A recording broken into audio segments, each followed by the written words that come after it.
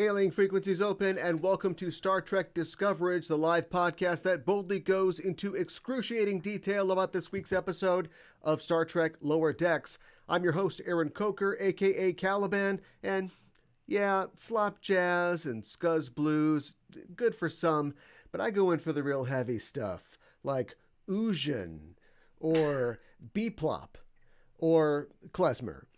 Joining me on the show as usual is my co-host. She's also the co-host of the Generations Geek podcast, a more or less family celebration of geekdom. It's Ella Pearson. Ella, welcome back to Discoverage. Thank you. It's great to have you here. It's great to be here. And last week we talked about the release, or the ongoing release, of the Very Short Treks, a series of kind of Funimation-styled animations, comedy sketches that would be celebrating Star Trek Day, or starting on the release of Star Trek Day and going on. Get a chance to watch any of them? I didn't realize they were out. Yes. One came out last week. One came out this week. They are now out. The second one features Spock. Good for me. I will. It wasn't your homework. Next Thursday. It wasn't your homework. Some thoughts for you. And I have some thoughts for you right now. Lay them on me. Don't watch them. Don't watch them. They're terrible. They're really, really bad. No. That's my thought. No. Don't do it.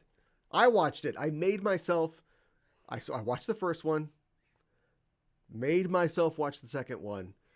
I'll say this for them. Watch them first. Watch them, then watch Lower Decks. Lower Decks will seem like Tootsie. Like they are not. They are not good. I feel like we've talked about Tootsie before on here. Yeah, well, you know, I've still never seen Tootsie. It's a funny movie. It hasn't aged. It hasn't aged super well, but it's a funny movie. Yeah. You say it hasn't aged well, but I remember multiple different professors in school being like, Tootsie is the perfect film. Well, that's what they got taught, when it came out. But I'm sure there's more perfect films now, but it is, it's a good movie. Star Trek 2009. And I think it won screenplay.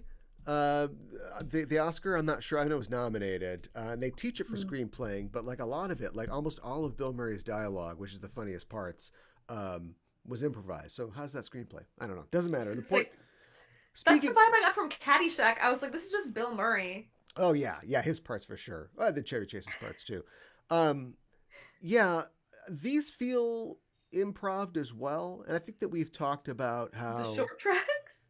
Yeah. Well, I mean, maybe like the dialogue, was improv and then they animated off of that. But we've talked about how the sort of LA comedy scene has already kind of shown up in the comedy portions of new Star Trek, and how that's just a thing, like everywhere. It's popular, shows like Rick and Morty and so on and so forth. And when they're good, they're good.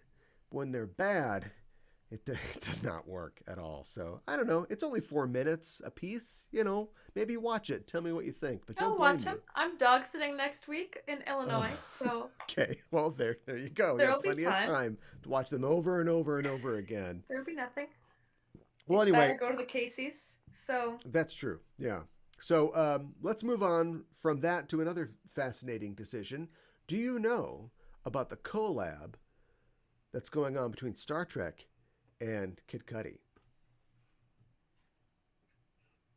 What are you about to tell me? Oh, I'm just introducing this for the first time. So this was announced, we didn't talk about it last week, but it was announced on Star Trek Day, that Star Trek and actor, hip-hop artist, Kid Cudi will be working together on a campaign called Boldly Be. And it will have a new song by Kid Cudi. It will have like some apps or interactive games, and there will be a fashion line apparently. And there's a little teaser that you can see. It's very short on YouTube, Star Trek and Kid Cudi. And that's kind of all we know. Like more information is going to come out as we get closer, because it starts in October.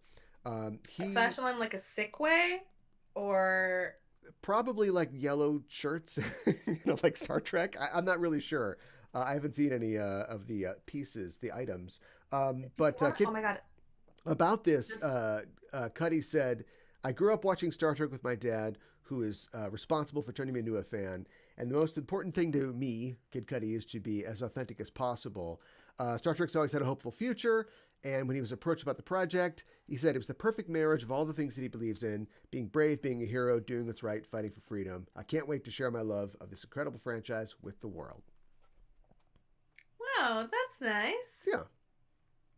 He sounds like me. I don't know what to expect from Me this. and Kid Cudi? Yeah. Well, hearing about this, my first thought is, I'm surprised that they haven't done more like this. Do you know what I mean? Like this seems like a brand thing. If he can have a McDonald's Happy Meal, let's get him a Star Trek 50th anniversary collection. Yeah. Unbelievable. However, none of it incredibly wearable. Yeah. Right? It's like if Kid Cudi can make a fashion line that I can wear. I mean, if you were cosplaying as, for Star Trek, you could wear it, I suppose.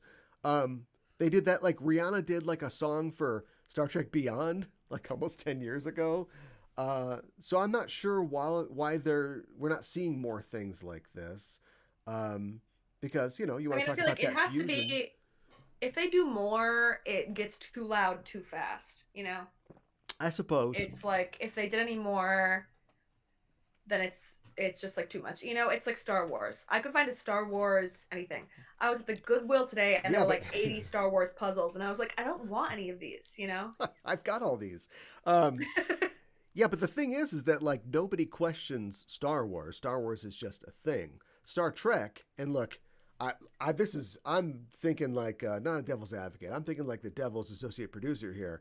You would never think like a devil's advocate. We want to get Star Wars or Trek to the point where people are like, oh yeah, Star Trek. Oh, take that. And it's still kind of a niche thing. Excuse me, even though it's like bigger than it's ever been right now. So maybe this is the way to do it. I wouldn't have seen Kid Cudi coming though, but it could work. that came out of nowhere. Yeah. I do love, especially in the past year, I haven't been on social media very much. And I've always loved, but I love especially now, I receive almost all my Star Trek news from you. Live on air. Glad to be of service. Live on air. Getting your fresh responses here. So it's just part of the brand. Yeah. Part of the Discoverage brand. Mm-hmm. That's what it is. And we will continue to do it. And maybe we'll have a little check back in this October with Boldly B. We'll check back in and it'll be me wearing... She'll just have all the stuff. No more Kirkland sweatshirts.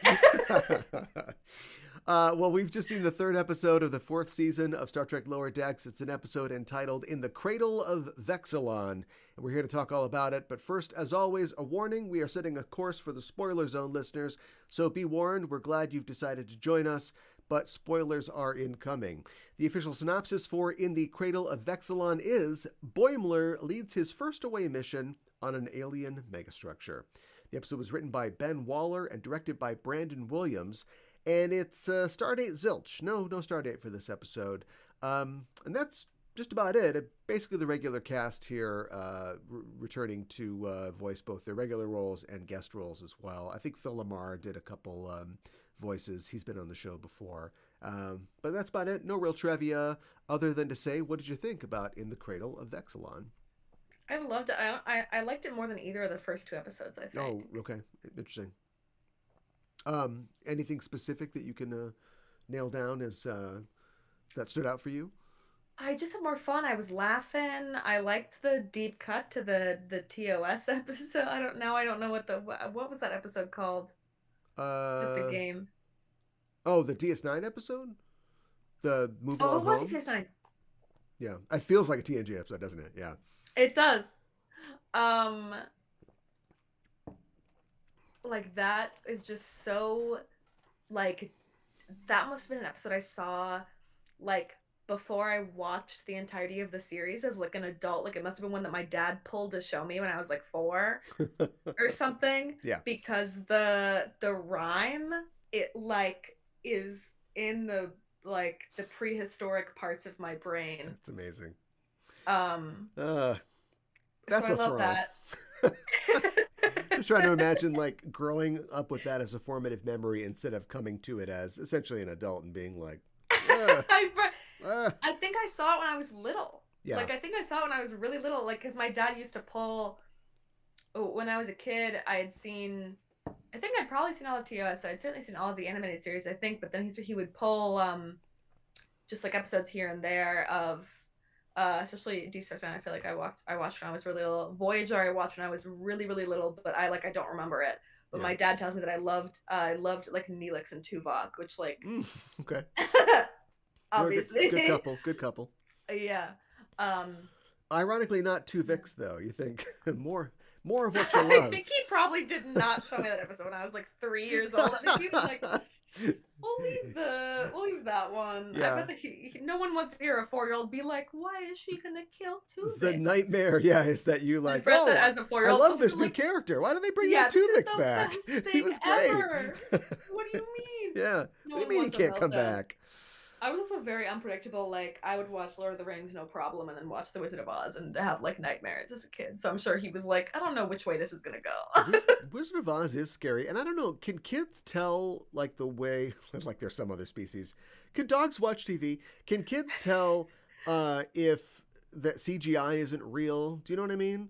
Like having Margaret Hamilton, I think that's her name, just be like so real and green and being like and then the monkeys flying and they're flying, that's still scary to me today.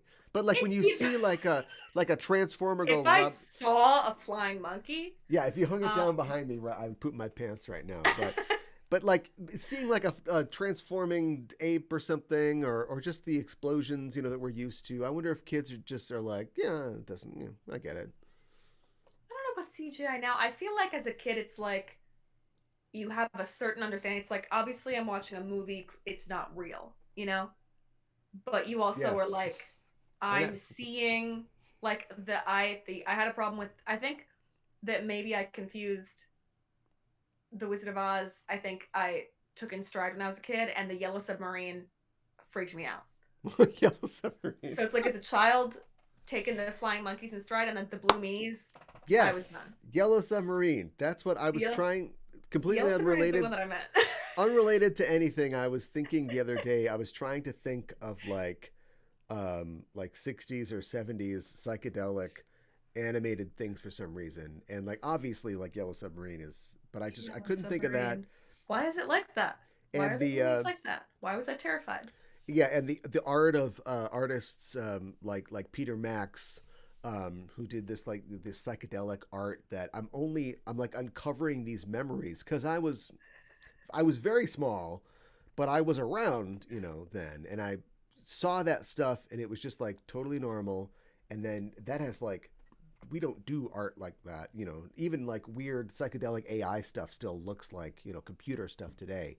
But I had seen something recently, and I was like, oh my God, I'm like recovering these memories of like book covers or something that I had that were like these weird, 70s clowns or something like that. And so anyway, how much we're out of time? Okay, well, I'll see you next week. This episode just kind of slid off of me. Like I don't. Oh, really? I think it's solid is a compliment. I think that it is constructed solidly. You've got kind of three stories, as a Star Trek episode does, that we run through, and everything is executed well.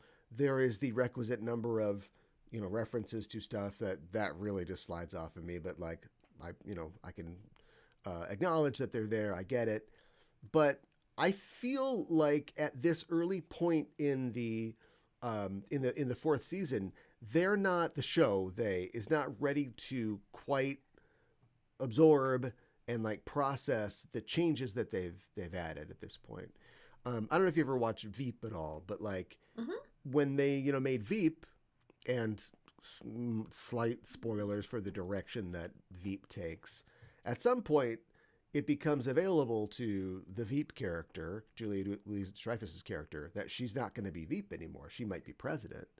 And the writers of the show were like, do we do this? Like, can we do a president show if it's called Veep? Like, how does that work?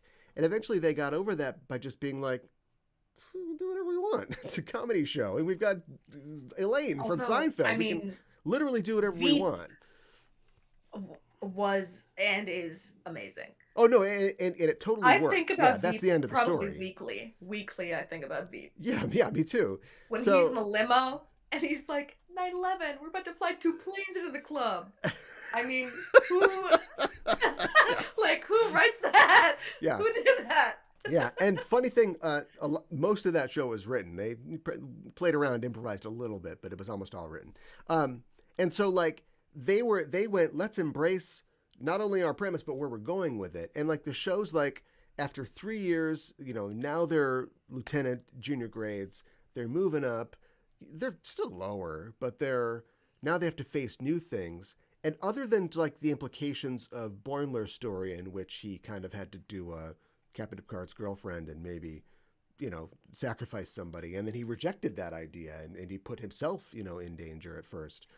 That was the only real like next phase story there was. Everything else I thought could have taken place in any season before of Lower Decks.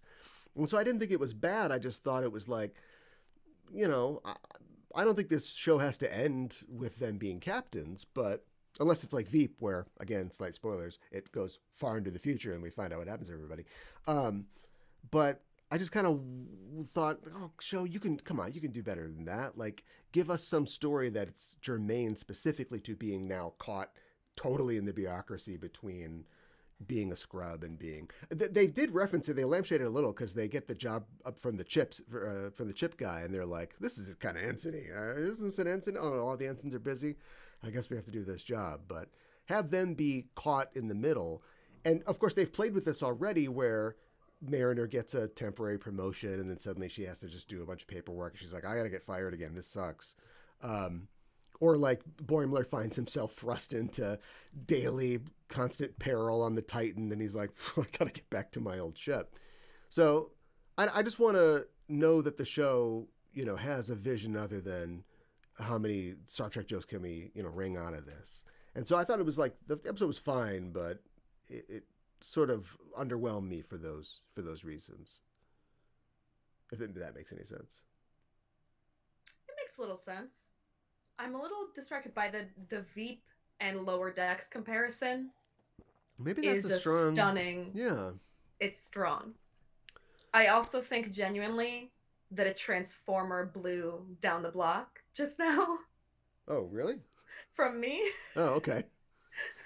All right. Well, so I didn't hear a lot of what you said.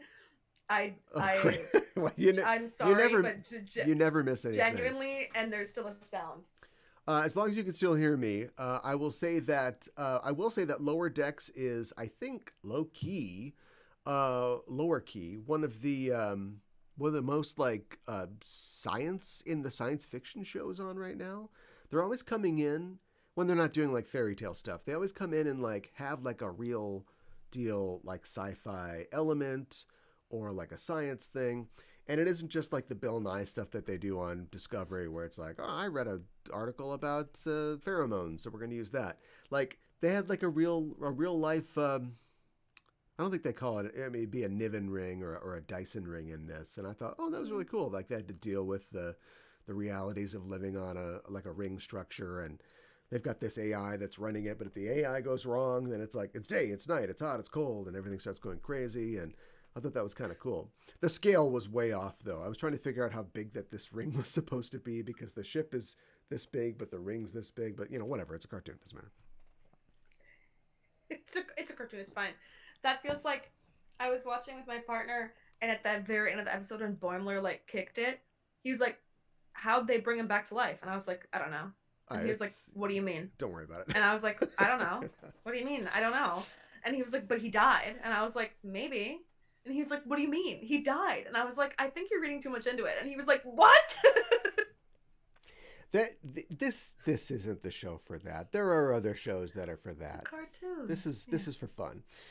It does raise an interesting question, though, because when he was, where in his Twin Peaks room, he saw the koala. So are we being led to believe that the koala is the next level for everybody? I mean, we've seen it before. The crew of the Cerritos has the koala in helping that one guy I can't remember what species it was, but evolved to koalahood or whatever. Did that koala take an interest in like the crew of the Cerritos?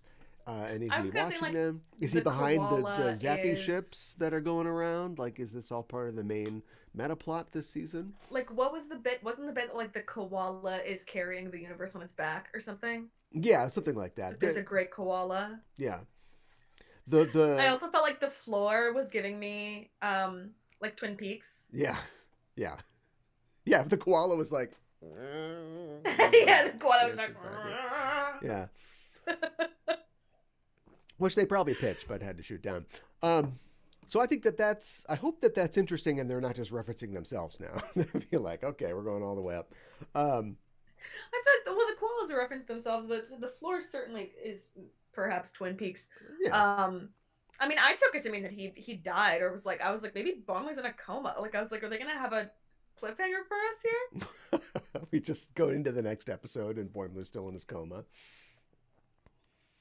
I thought I was like, what if they just Yeah. junior lieutenant?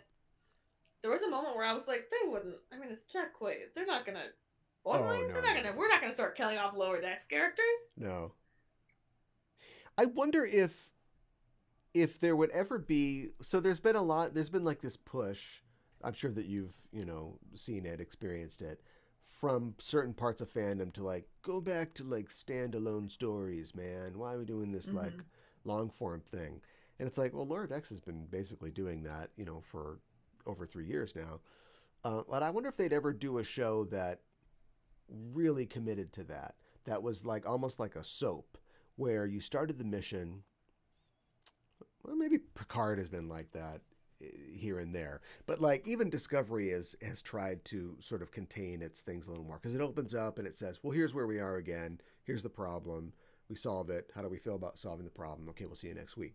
But what if it just literally is like ending on a cliffhanger, like a Republic serial, and then we just pick it up where we go again, and then it's just kind of like a really committing to making it like an 8 to 10 hour movie and with no breaks. I wonder if that would work, or if we're all just sort of finding our way through this forest of streaming now. Did you get any Netflix DVDs? They're giving away all their DVDs. Did you hear They're about that? giving away all their DVDs. So Has like, anyone told my father? so if you still have whatever version of the account lets you get the DVDs, at this point they're just saying, we'll just keep them. We're not sending any envelopes. You just keep them. So We should let's conference call my father right now. yeah, maybe, and like there's probably only like old and weird stuff yet left, but that's probably what he's after. So And it is. What else? The so so all right, show. Let's come on, you and me right now. If you're gonna do something like reference Move Along Home in the Wadi game, at least they went all in. It wasn't in the background. It wasn't like somebody was just going like, Alan Moraine, what? Like, it was part of the scheme that they had. And so they're going to trap this guy in the Wadi game. And then Rutherford gets trapped in it. And of course, he's a genius. So he's just like, yeah, hedge forward, go through the door or whatever. And he figures it out. But it's like, I thought, okay, that was a good like way to sort of apply it.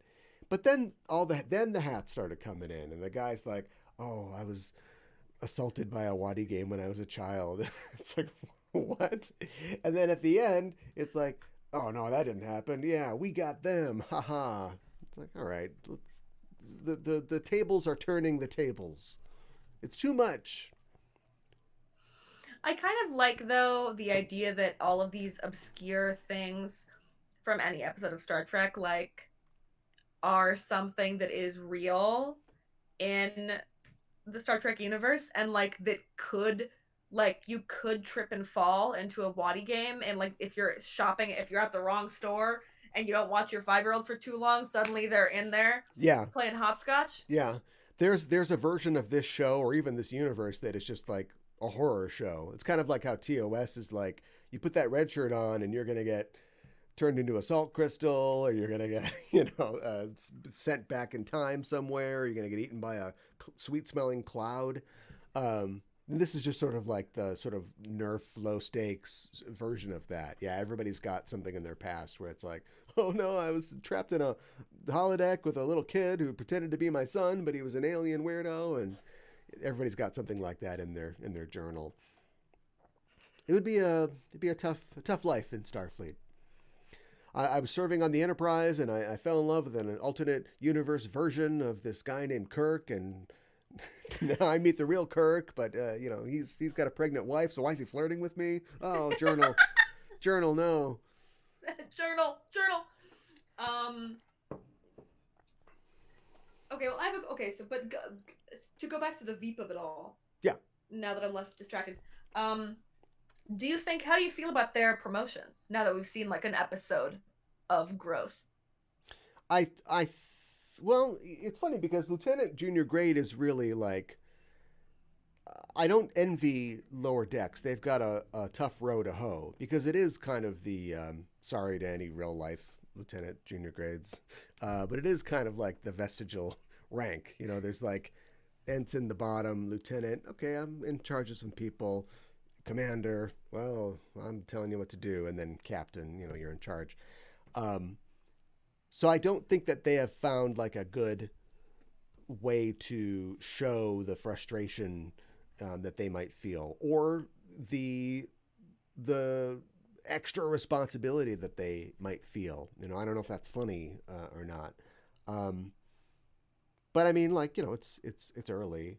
I was thinking about the fact that I'm not sure if this is good or bad, but they find this. First of all, there's a good AI in this. Almost always there's an AI that they have to kill. Even some of the characters are like, are we killing this one? Oh, no, he's good. Oh, okay. That's me with my Alexa. I'm like, yeah. We're like this. She knows me. I know her. This is more like an Alexa than a land you. I'm like, computer, please play Harry Styles. Like we have a good rapport. And so in Veep, they would definitely not be able to stop a nuclear war because they're telling Alexa to call the Joint Chief of Staff or something like that, and it thinks that it's calling the pot dispensary or something like that. That could happen. But what wouldn't happen in Veep is them trying to fix something and using their knowledge of like Google or how to order Thai food online to solve a nuclear crisis. Like they're chiral in that they don't flip back and forth. And so when you are taking something that's advanced and making it something that the audience can understand, but our characters understand it more than we do, that's fine. But when they're just like surfacing this millions of years old AI and they're like, did you unplug it and you plug back in? Okay. Is there a help? Is there a help page? Do we look at the manual? I guess we have to read the manual. It was a little too, I'm sitting at my desk. I got to write this episode of Lower Decks. Oh boy. Oh, the computer wants to update again. Wait a minute. It's a little too like, not quite sci-fi enough. Not quite sci-fi, but it's relatable, I suppose. Yeah. So. Well, it's funny. It's like this archaic computer needs to update today. And I mean, last update 6 million years ago. Ooh. Just this week alone, it's Thursday. This week alone at work, I think Zoom has updated on both my personal and work computer times, two different times. And both times I've opened Zoom earlier in the day and it hasn't updated. But then when I try to join a meeting, it forces an update. And I'm like, please, hey. I'm running late. My boss's boss is going to be there. Please. Yeah. My Sonos speaker has to update every time I use it. When I just want to I'm making dinner, I want to hear some music. And I know that That's what the Alexa is for. I know she responds to computer, so you can feel like you're on the Enterprise. I should start using that too, maybe. Yeah. And I know listen, I sold out. I was like, he can hear what I'm saying. Because what I'm Bezos? Yeah, I'm like, he can hear it. He can have it. I know it's nothing important. China. I know. I already have a computer and an iPhone and an iPad and a work computer. They're all listening anyways. I was like, I might as well just dig myself a little bit deeper in the hole for the privilege of saying, when I lived alone, it was all the lights. I said, computer, good night. Yeah. and she would turn off all the lights in my TV. But Okay, well, that's besides the point. That's neither here nor there. you're a solar baby. Yeah, but it's the updates. They're not for anything. Well, actually, update your browser because there's like a worm that just came out. But like usually the updates aren't for anything. It's just in the case of like media, Sonos just wants to know if I'm like stealing music or if I found a way to get past the something. So that's all. Like when my Switch updates, I know they don't have any new fun things for me. It's just like they want to make sure here's our new way to stop you from jailbreaking it or homebrewing it or something like that. So it's like it's just frustrating. It's like I'm cutting onions and I want to hear some music. But anyway, that's my old man complaint for today. Anything else to say about the episode before we move on? I love this episode of Discoverage. I feel like somebody I really like to watch online, her name's Brittany Broski, and she has this relatively new podcast where she'll just go on there and she'll just start talking, and it's just her by herself. Huh. And I feel like today we just came on here and we just started talking. We're like, Veep, weird noise. Mm-hmm. Yeah, Transformer explodes. Transformer explodes. Last weekend, I was having brunch with my partner's dad and brother, and his dad said, Ella, I just watched the first season of Discovery. Have you seen this? Do you know about this? And I was like, and it felt like, I don't know what it felt like. It felt like someone asking me if I've seen an episode of Star Trek. I'm like, yeah, I've actually seen all of it. And then my partner, he was like, Ella's seen every single episode of Star Trek ever made. And I said, facts. Well, now he knows. Yeah, I'll check that out. He actually knows about the podcast. What's so then that right on? Afterwards, he was like, "Oh, of course, you're on a podcast called Discoverage." Sure. That's fine. I mean, he doesn't. And I was like, "Yes." He doesn't think about any of this, you know, and good. I'm glad. I'm glad there are people who don't have to think about this all the time. But thanks for listening I'll to this tell you show. if I know ahead of time, he's gunning to watch the show. Yeah. Oh, this show? And I'm like, my boyfriend's dad is gunning to watch this podcast, and okay, we're not there yet. Well, Me and Tim, we're not there yet. We'll get there in the future. Hello, Ella's boyfriend's dad. Glad to have you as a viewer.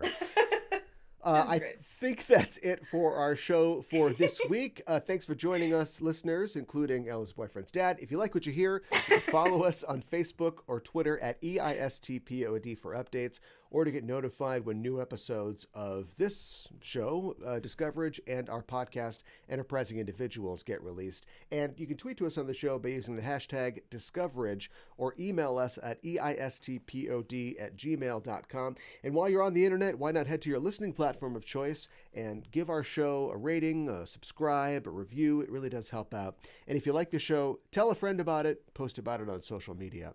Discoverage will return next week on September 21st at 8 p.m. for the 5th episode of Lower Decks' 4th season. Or excuse me, is it the 4th? 1, 2, 3. It's the 4th episode of Lower Decks, 4th season. And we don't know anything about that episode. I don't know what number it is, but we'll be here next Thursday to cover it. We'll be going live once again at 8 p.m. Central, so join us then. Follow us on Twitter or Facebook at EISTPOD to get notified when we are live and broadcasting. And that's it. I wanted to mention that also, in the meantime, we don't just talk about Star Trek here on our Twitch channel at twitch.tv/JustinofTrope. I also stream video games.